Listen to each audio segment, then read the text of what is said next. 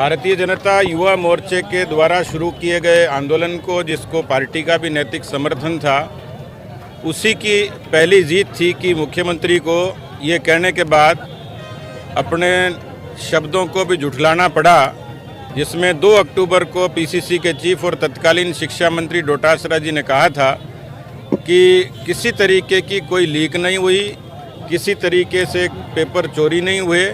उसके बाद 5 अक्टूबर को मुख्यमंत्री जी का बयान है, जिसमें उन्होंने कहा था कि केवल 4-5 परीक्षा केंद्रों पर नकल हुई है, उनको निरस्त करेंगे।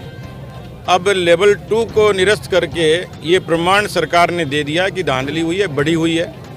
एसओजी की जांच से प्रमाणित हो गया कि बड़े पैमाने पर हुई है।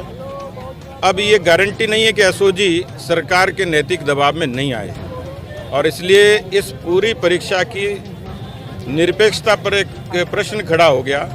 वो प्रश्न तभी दूर हो सकता है कि जब इसकी सीबीआई की निष्पक्ष जांच हो, और ये आशंका है कि सीबीआई की जांच होती है तो बड़े बड़े लोग जेल जाने की तैयारी करेंगे, और इसलिए सरकार सीबीआई से पीछे हट रही है, प्रमाण भी दे रही है और पीछे भी हट रही है। तो हम लोगों की मांग है, विधायक दल ने एक स्वर से प्रस्ताव पारित किया है कि हम सदन में भी और सदन के बाहर पार्टी लड़ेगी बेरोजगारों को, लाखों बेरोजगारों को न्याय देने के लिए, क्योंकि मुख्यमंत्री राजनीतिक भाषा बोलते हैं। नौकरियां तो कदाचित 31,000 को मिलती, 31,000 में ये संभव है कि बहुत सारे लोग जिनके हाथों में पेपर पहुंचा होगा, उन्होंने उन प्रतिभाशाली बच्चों के पेट पर निश्चित रूप से लात मारी होगी, उनके हक पर डाका डाला होगा। इसलिए परीक्षा की संदिग्धता पर प्रश्न खड़ा हो गया।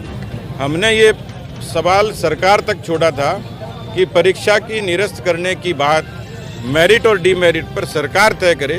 हमारी मांग तो सीबीआई को सुपुर्द करने की है।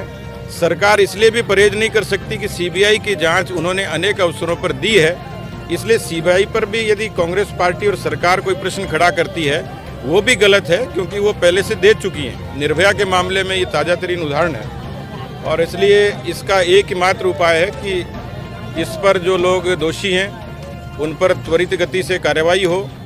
जैसे योगी जी ने किया, बुलडोजर चलवाया, रासुका में बंद किया, उनकी संपत्तियां नीलाम करी और उन पर दंड की प्रक्रिया शुरू की। तो मुझे लगता है कि ये करेंगे तो राजस्थान के बेरोजगारों के साथ न्याय होगा।